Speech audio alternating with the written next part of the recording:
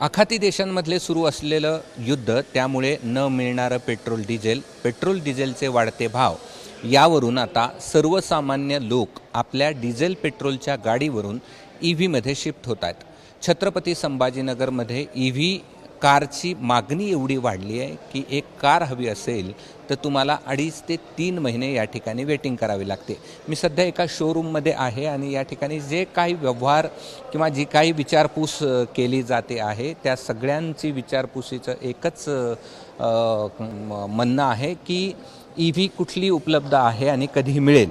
म्हणजे आत्ताची परिस्थिती अशी आहे की EV ही या ठिकाणी दाखवण्यासाठी सुद्धा उपलब्ध नाही, कारण की त्याची तेवढी मागणी मोठ्या प्रमाणावरती वाढली आहे.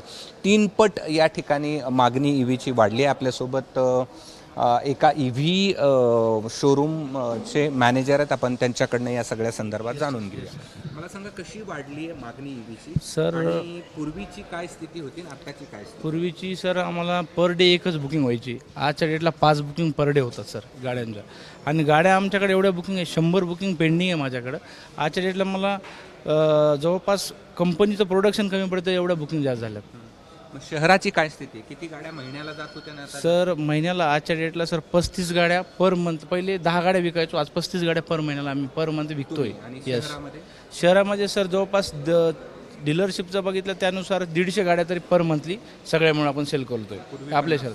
पूर्वी 50 गाड्या जायच्या फक्त. मला सांगा, 2 व्हीलरची पण अशी स्थिती आहे? येस सर, सेम 2 व्हीलरची पण हीच आहे. दुप्पट तिप्पटनं त्याचा पण सेल वाढलेला आहे. सगळे लोक आज डिझेलचे पण म्हणजे कस्टमर आहेत ते सगळे EVवर कन्वर्ट होत आहेत. आणि वेटिंग सर वाढली आहे 2.5 महिन्याचे, कारण प्रोडक्शन आता एवढ्या सगळ्या बुकिंग झाल्या सर.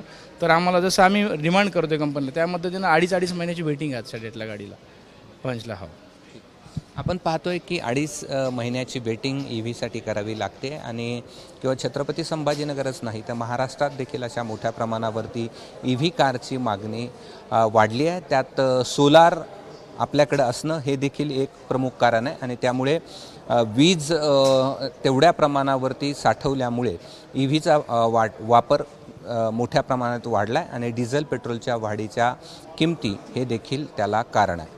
कॅमेरामन धनंजय दारुंटेसह मी कृष्णा केंडे, ABP माझा, छत्रपती संभाजीनगर.